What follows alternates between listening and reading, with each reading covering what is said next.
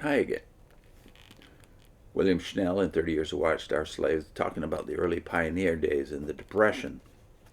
He's talking about the way they had to scramble to make a living in the prior section, and their contempt for the religionists who oftentimes helped them. Now, this section is entitled The Pioneers Are Demoted. I seem to have been born to be a theocratic stooge. Not only did I get inveigled in Magdeburg, that is, Bethlehem, Germany, but when I broke free, of all things, I had to become tied up with the pioneers who unwittingly became the mainstay of the theocracy here in America. No wonder these pioneers were the apple of the judge's eye, and that he put them in the forefront wherever he could.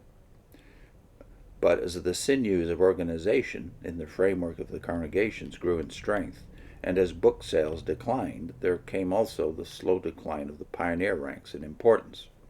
As early as 1935, it was becoming increasingly clear to the society that its books no longer could be sold as an adjunct to the witnessing work. Contributions simply were no longer forthcoming on the broad basis they had been all these previous years, from 1922 to 1935. We were learning the truth of what Abraham Lincoln once said. You can fool some of the people all of the time, and all of the people some of the time, but you cannot fool all of the people all of the time. We were beginning to find in the rural and small town sections of the country that people were beginning to catch on to our real reason for selling books, especially after they read the unvarnished attacks in them against their religions did they begin to refuse to buy any more books. Here and there were people who continued buying books, but they were in the minority, and these placements would never take care of our operating expenses. It may be interjected here that we carefully recorded the names and addresses of those who continued to buy books.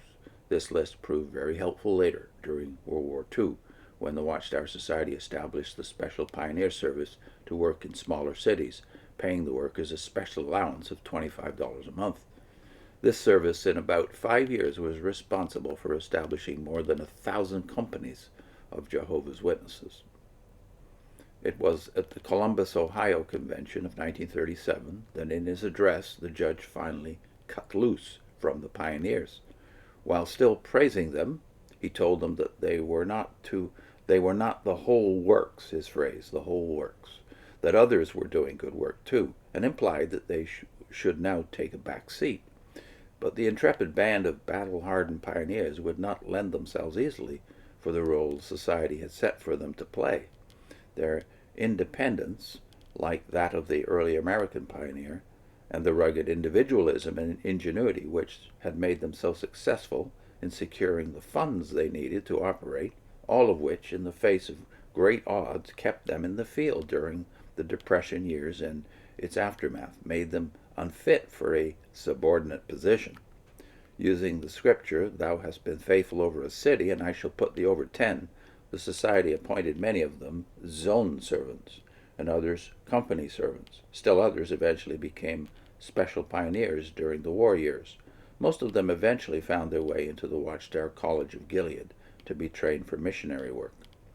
When the society realized that books could no longer be sold in sufficient number to bring in large sums of money, it became necessary to create issues and raise the specter of persecution and the charge of intolerance throughout the land.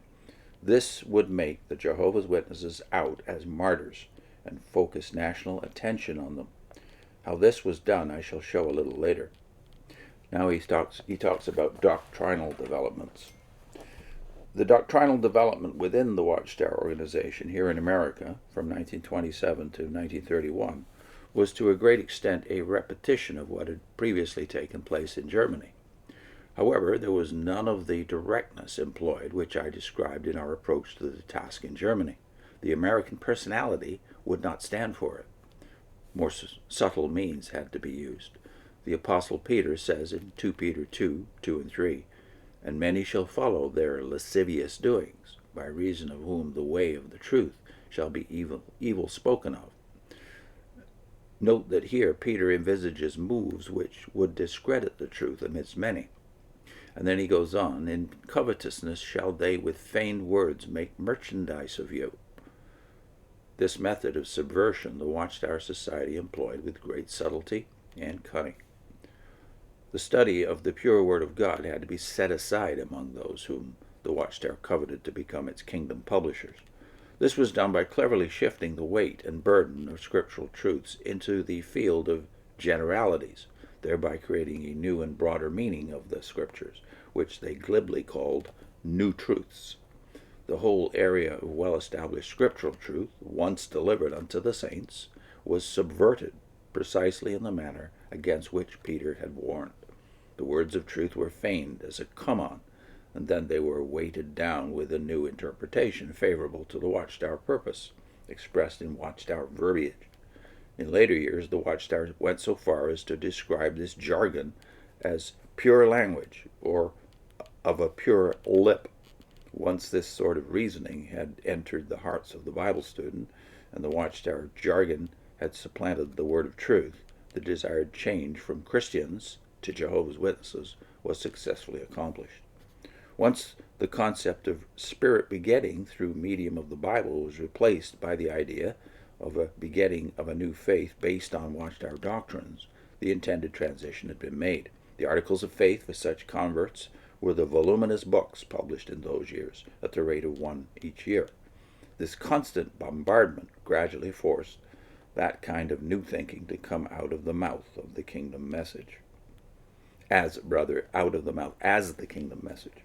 The result of the Watchtower procedure was just as intended. All who were subverted began to get exactly the same slant on Bible teachings as feigned by Watchtower verbiage. They began to think alike, talk alike, and witness alike.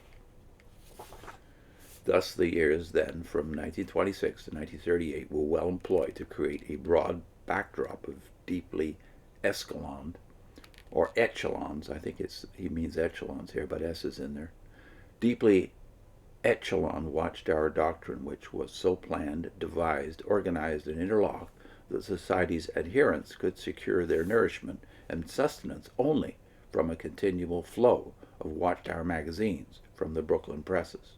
In this way, the Watchtower Society fulfilled to the rank and file the paternal role of the faithful and wise servant, providing food in due season. Without the regular issues of Watchtower magazine, Jehovah's Witnesses would soon starve to inertia and death. While this is a formidable source of strength to the organization and has been devised to be that forever, it also presents a real weakness. Take away the Watchtower Society, its editorial committee, and Watchtower magazine for any significant length of time, and the organization will disintegrate. While they built in these years a position of strength for themselves, they have also laid themselves wide open to disintegration if properly, circumspectly, and consistently attacked. Significant in this connection was the appearance of the book Government in 1928. It was a masterpiece of feigned words, laying the groundwork for the future theocratic structure. Actually, it brought forth nothing new as far as its advocation of the theocratic government is concerned, but it clearly pictured the coming of a dictatorship of the theocracy, presaging what eventually would happen within the ranks of Jehovah's Witnesses and what actually did happen from 1938 on, and what may happen tomorrow to the whole world. This is from the perspective, of course, of the mid-50s when they were growing by leaps and bounds. In clear and precise forms, through voluminous argumentation, this book set the stage for the coming theocracy and directed the trend of thought towards the acceptance of a top-down dictatorship. The end of chapter 10. Next chapter, Doctrinal Gyrations. I'll put in a link to the building of the Watchtower Empire, which is actually after the Rutherford era. Nathan Knorr is the chief man responsible for that. Ray Franz looks at Knorr's influence in this video. See you soon.